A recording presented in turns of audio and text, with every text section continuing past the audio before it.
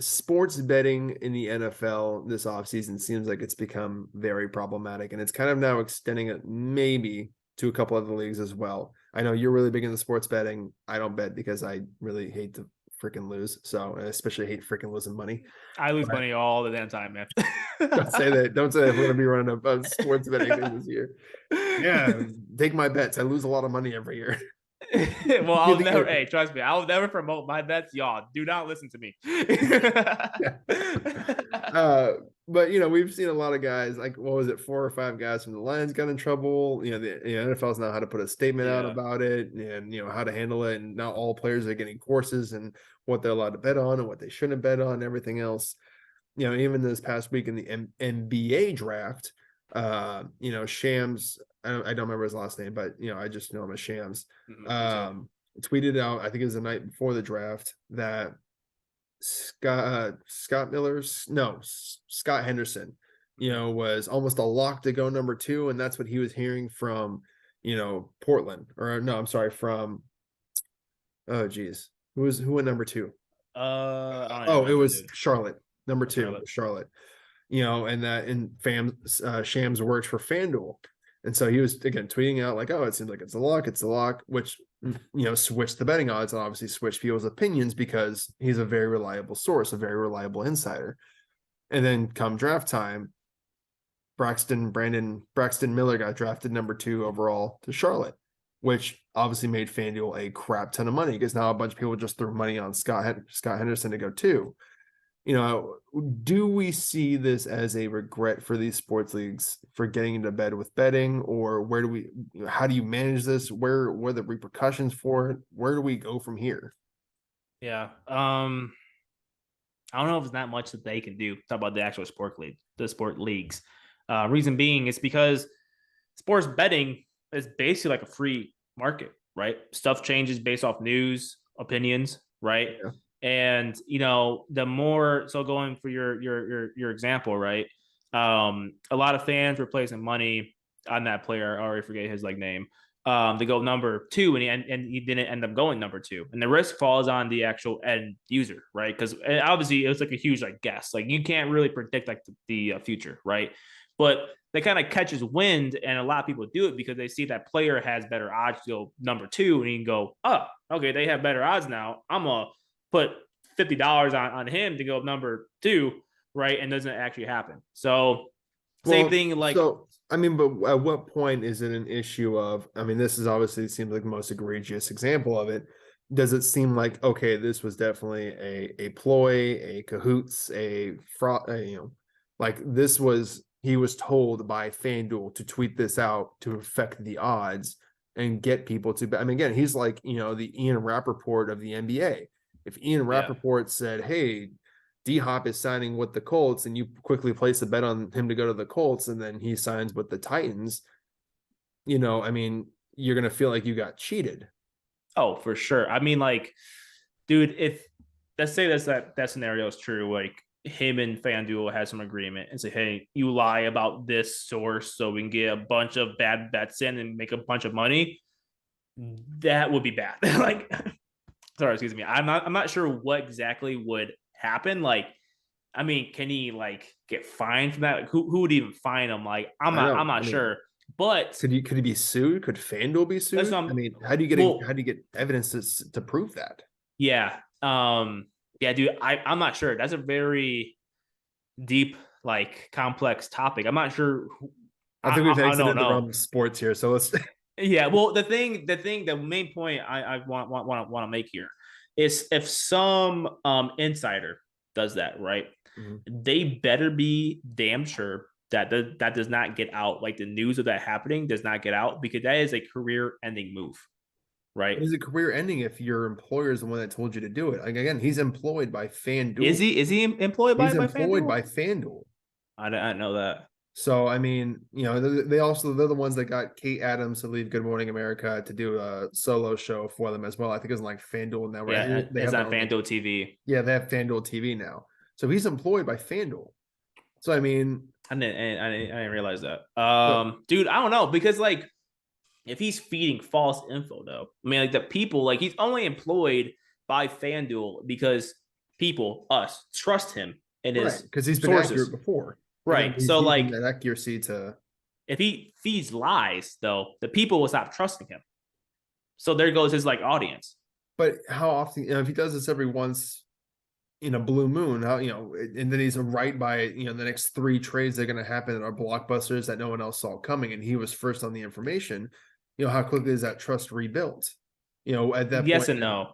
You can't make money on like trades. I know exactly, but my point is that it's sitting here in a matter of it doesn't seem he still has the inside connections. It seems like it could be very easy for him to rebuild that trust, and then you never know what's the next time he tweets out like before a game, hey, LeBron's not going to be active for this game, and so now you bet the Wizards to win, and all of a sudden you look at the game and LeBron's playing 30 minutes and had 40 points, and the Lakers won. If Yeah. you're using his information to decide your bet, and he's employed by FanDuel and can alter information, and then he can stand behind the defense of, oh, I had a bad source. I'm sorry, guys. I'm only human. And then we're not even touching on the player aspect of this, at what point does this start to compromise the integrity of these leagues? There's already been a fear, a rumor, conspiracy theory of the NFL rigs big games, like on the conference championships games, the Super Bowl games, whatever, because they need to make money, they need ratings. Well, now that you've seen more and more players get involved and get punished for betting and being caught betting, at what point do you start to watch, or do fans start to lose the credibility or the integrity of the game and go, well, I'm going to watch that. It's like WWE, it's rigged. Yeah. Yeah. Well, What? dude, I can only speak to myself, but like if I learned that I listened to someone, the person I listened to get, some sort of insight to help make me place a bet, right? And it came out that that dude was lying to help the betting house, like FanDuel, dude, I would never listen to that guy ever again. Yeah. Because like I feel like once you mess with someone's money, all ties are cut. Like if let's say for example, Adam Schefter was working for like FanDuel, right? And he was saying, hey, the starting running back of some team is out this week, whatever. And if I take that insight and go, oh, hey, the starter is out, I'm gonna place a bet on the backup to get 100 yards rushing. Yeah.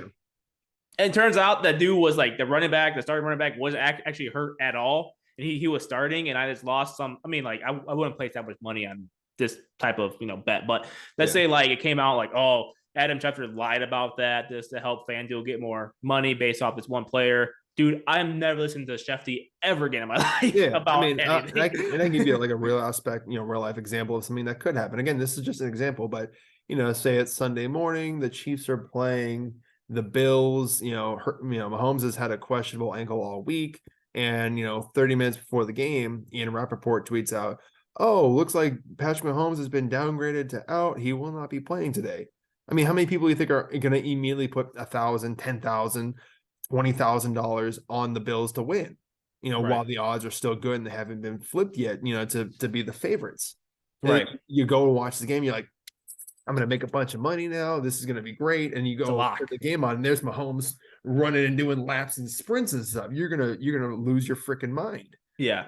I mean, again, so it's like, what can these leagues do to help really preserve the integrity, not only from their players' perspective, because we can see the NFL's like suspending dudes and taking it very seriously with like year-long suspensions, and now trying to like really re-emphasize to them like, hey, you can bet on other leagues games, but you can't bet on any game in the NFL, which kind of seems like it should have been common sense anyway, but whatever. Yeah, facts. But guys are trying to get away with it, like betting through a fan, friends, or I didn't place that bet. My cousin had $2 million he bet on us to lose. Yeah, right. Well, go back to what you were saying too, at least about like the potential example of like some insider lying about a player getting hurt. I kind of hope it will get to a point where the actual team comes forward and say, what the hell is this guy talking about? Patrick Mahomes is like healthy. You know what I mean? So I hope we'll get to a point where like the actual NFL teams will help in that case. But like regarding the NBA draft, right?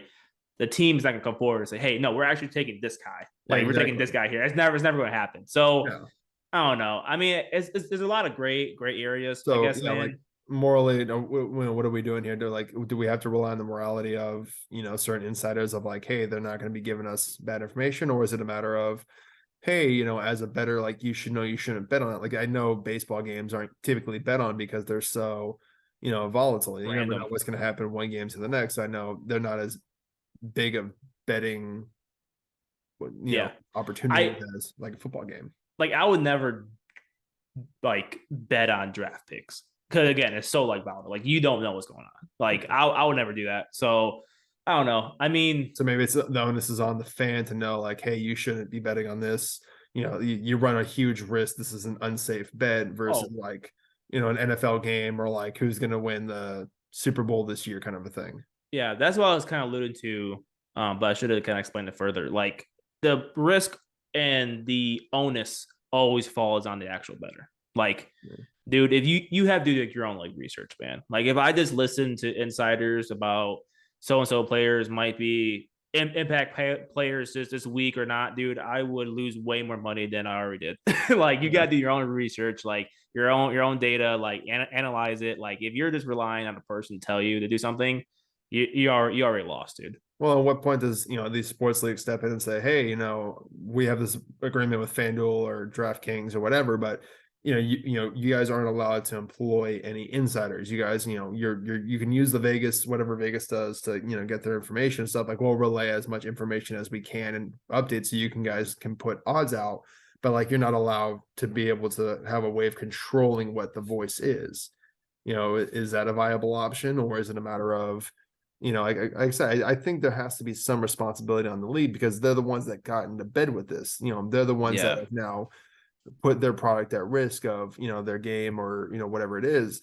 They're the ones that are now sitting here and running all these advertisements and having it all over their fields and their sponsorships and everything else. They're throwing it into the fans' face of, hey, you should be placing these bets. You're smart enough to place these. I mean, even on the was the NFL Fox Sunday, the take Terry Bradshaw's money. You place, Oh, that's a it's stupid. free. Yeah, You that's do the stupid. 5 bets, and if you get all five, you get $250,000, and it's free to do.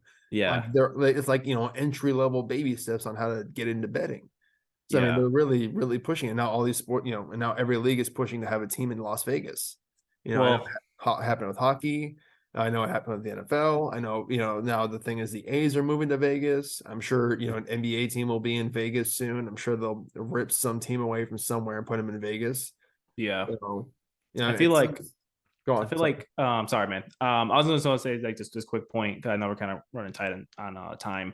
But I don't think sport like what power does the actual sport leagues have over these betting companies, right? Well, Because like can they really tell them like who they can and cannot hire? I mean, unless and this would make things very very weird, right? If NFL somehow acquired FanDuel, which would make things worse, right? yeah. Because then now you own this betting company, right? But that's the only way. I'm not sure how can good old Roger tell FanDuel, hey, you can't hire Ian, Rappaport or Well, I mean, it could be Schefter or whatever. in the contract, like, hey, you're allowed to place bets on our sporting games, and we're going to give you this additional information of like who's hurt, what's looking like this, where where's a coach going to hire potentially wherever, give you this additional insights, but you need to follow our rules, and our rules are we don't want you guys to have an insight. You can have like a good morning show with Kate Adams or whatever, and have people talk about things, but you can't have like an Ian Rappaport or a Shams, or you can't have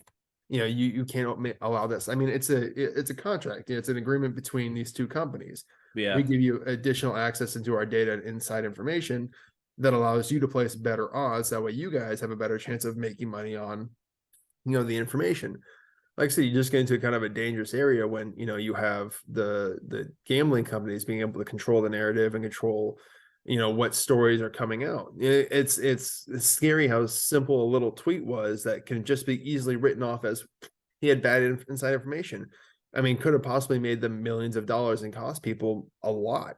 yeah, And again, I believe some of the onus for sure is on the fans. Like, don't, if you're going to bet on the draft, small bets, yeah, keep your risk good. I do some stock trading, so I know, if I know there's a volatile stock, like I'm not gonna go all in and place my whole account on it, but what's it called, I'm gonna scale down my bets yeah. to match what I think is appropriate.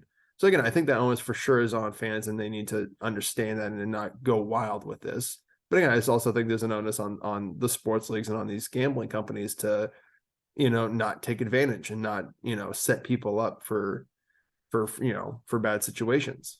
Yeah, for sure. For sure.